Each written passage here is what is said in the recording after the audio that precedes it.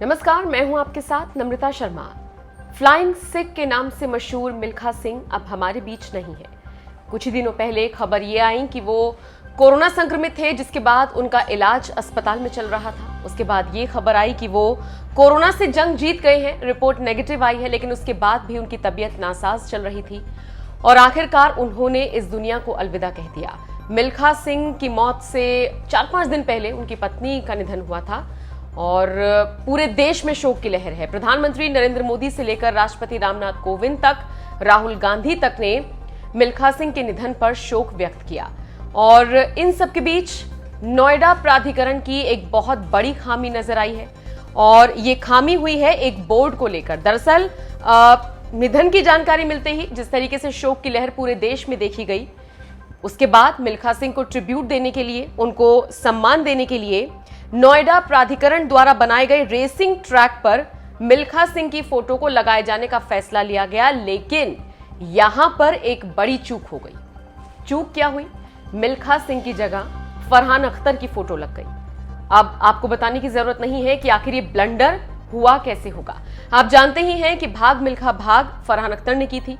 इसमें उन्होंने मिल्खा सिंह का किरदार निभाया था और उन्होंने इस तरीके से अपनी रिजेम्बलेंस शो की थी लोगों को, इस तरीके से उन्होंने अपना किरदार निभाया था कि लोग उनकी एक्टिंग के कायल हो गए थे। खैर, तारीफ एक तरफ, फिल्म का सुपरहिट होना दूसरी तरफ और नोएडा प्राधिकरण का ये बड़ा ब्लंडर एक तरफ। जाहिर तौर पर इतनी बड़ी गलती हुई तो फिर खबर तो बननी ही थी।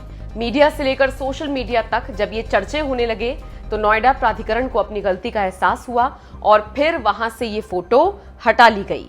आपको बता दें, दिल्ली से सटे नोएडा स्टेडियम में नोएडा प्राधिकरण ने ये गलती की थी। रेसिंग ट्रैक पर मिल्खा सिंह की जगह रील मिल्खा सिंह यानी कि फरहान अख्तर की फोटो लगा दी और जब ये फोटो वायरल हुई तो फिर प्राधिकरण हरकत में आया और उसके बाद इस फोटो को तुरंत हटा लिया गया।